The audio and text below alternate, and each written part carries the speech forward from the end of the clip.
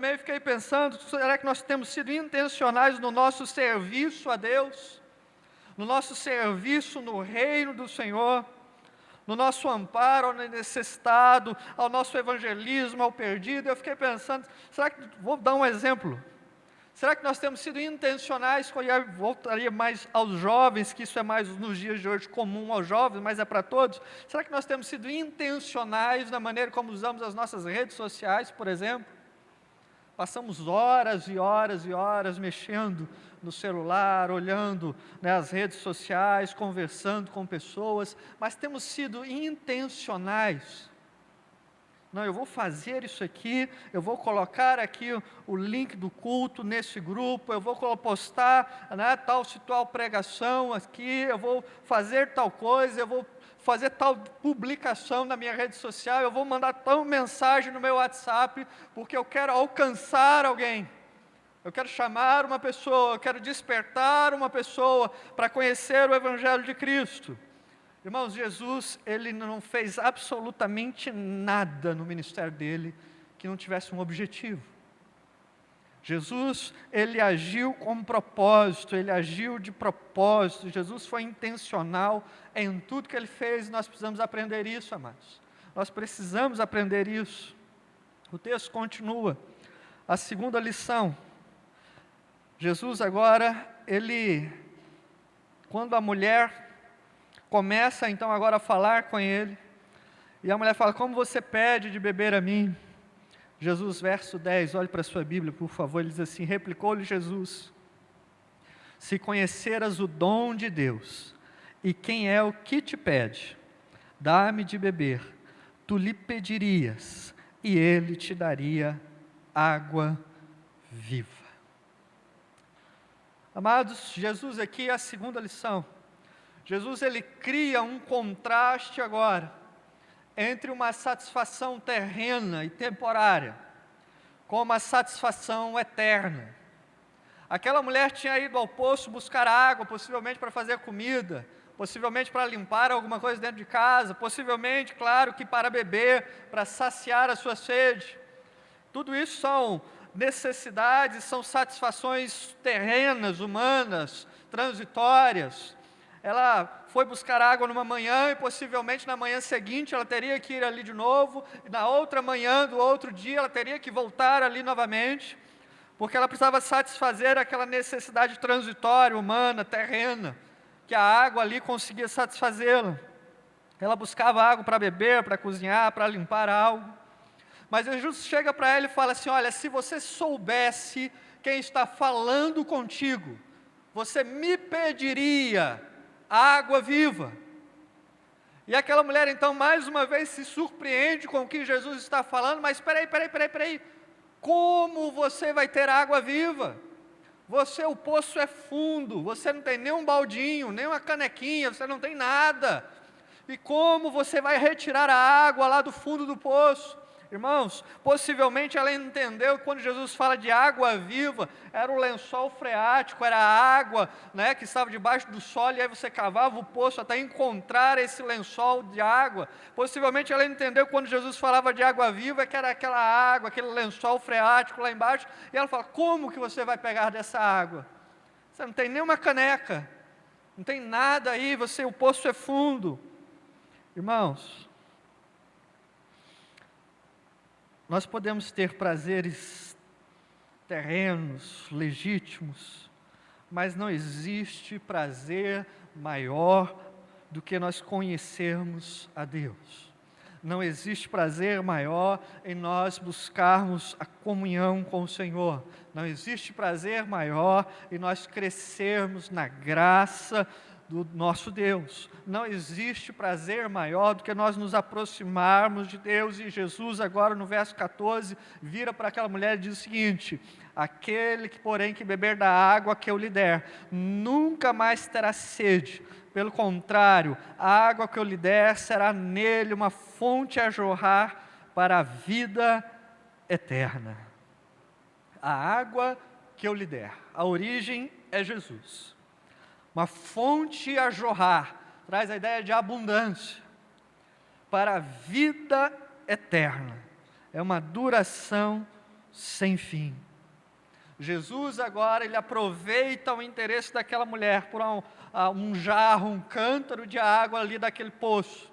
Ele fala, existe uma água, a qual quando você tomar, essa água que tem fonte em mim, essa água, quando você beber dela, você jamais tornará a ter sede. Jesus aqui claramente estava falando dela ter agora a sua comunhão com Deus, de ter um relacionamento com Deus. Jesus fala, olha, e esta água, a água que eu lhe der, é uma fonte a jorrar, ela transborda, ela alcança não apenas você, mas ela alcança as pessoas que estão ao seu redor, e começa agora e segue por toda a eternidade. E aí, querido, Jesus está criando um contraste entre uma satisfação humana, terrena, que nós podemos ter, queridos, com uma satisfação em algo que é eterno, algo que é espiritual, algo que vem de Deus. Irmãos, na nossa vida nós estamos cheios de questões humanas dessa terra, que nos tomam tempo, que nos tomam atenção, que nos tomam energia, que nos tomam esforço, mas nós precisamos pensar o seguinte, queridos, que muitas vezes são como cântaros de água que aquela mulher carregava, mas havia uma água muito melhor, infinitamente melhor, que ela precisava experimentar, e Jesus estava diante dela e falando, essa água sou eu que dou.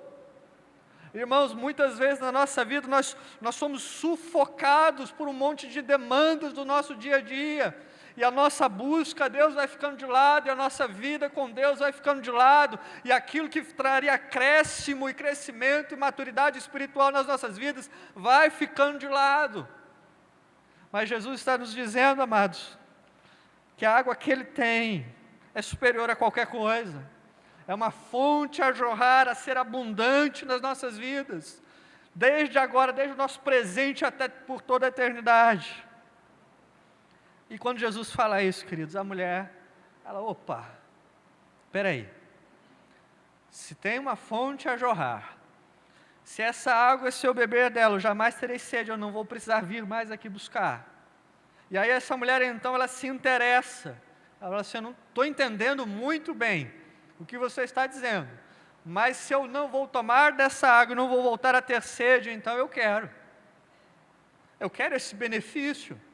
Se eu vou experimentar essa água aí que você tem, não sei como é que você vai arrumar ela, né? Não sei o que você vai fazer, mas se eu tomar dessa água, não vou voltar a ter sede, eu quero. Verso de número 15, disse a mulher, Senhor, dá-me dessa água, para que eu não tenha mais sede, nem precise vir aqui buscá-la. Senhor, essa bênção aí eu quero, essa vantagem aí eu quero, esse negócio aí, achei interessante, vantajoso, não preciso vir aqui todos os dias buscar água, então eu quero. E aí nós chegamos na terceira lição do texto, amados. Quando a mulher demonstra interesse por aquilo que Jesus está falando. Jesus agora destaca a necessidade de arrependimento. Quando ela fala, Senhor, então dá-me desta água. Jesus falou, beleza, vai lá, chama o teu marido e vem cá. Como eu disse no início, Jesus faz tudo com propósito. Um objetivo claro. Quando Jesus vira para ela e fala, vai lá e chama teu marido, é porque aquela mulher não tinha marido, a pessoa com quem ela se relacionava naquele momento não era seu marido, e aquela mulher então tinha ali uma moral questionável, duvidosa, e a mulher responde, eu não tenho marido. Jesus disse, bem disseste, não tem marido, porque 5 já tivestes, e o que agora tem não é teu. Irmãos, quando Jesus vai apresentando, então, e vai revelando àquela mulher a água viva, quando Jesus vai apresentando, então, os benefícios, e aquela mulher, então, se interessa, e nós olhamos assim, opa, tem bênção ali, o negócio está ficando bom, eu também quero, não vou ficar de fora. A palavra de Deus e o Senhor Jesus Cristo vem agora e fala assim, mas espera aí, nós temos que tocar em um assunto aqui. Nós temos que tocar no assunto do seu pecado. Queridos, aqui como no popular nós falamos, Jesus colocou o dedo na ferida. Jesus agora também de forma intencional. Ele fala à mulher dos seus próprios pecados, porque a mulher precisava entender que antes dela ter esse encontro com o doador da água viva, antes dessa fonte jorrar por ela toda, ela precisava reconhecer os seus próprios pecados. Já, irmão, sabe o que é salta aos olhos no texto? É porque muitas vezes nós nos assemelhamos à mulher no seguinte sentido: ela está interessada no benefício de que se ela bebe tal água viva que Jesus está dizendo, ela não entendeu muito bem ainda qual é, onde está, mas se ela beber e não vai voltar a ter sede, então esse benefício ela quer, essa vantagem, essa bênção ela quer. Mas quando ela se dispõe a falar isso, então me dá dessa água para não tenha mais sede, não venha aqui buscá-la. Jesus diz o seguinte: olha, nós temos um problema aqui para resolver. Você precisa reconhecer os seus próprios pecados, porque são os teus pecados que têm te afastado do Senhor. E aí, irmãos, nós nos assemelhamos muitas vezes a essa situação dessa mulher, porque nós queremos a bênção de Deus, nós queremos o benefício, nós queremos a vantagem, nós queremos o milagre, nós queremos o sobrenatural, mas muitas vezes nós não queremos abrir mão do nosso próprio pecado. Queremos tentar manter as duas coisas e isso não é possível. A mulher se interessa pela bênção, a mulher se interessa pela promessa do que seria ali dela ter sede, não mais ter sede. Ela fala: esse negócio é bom,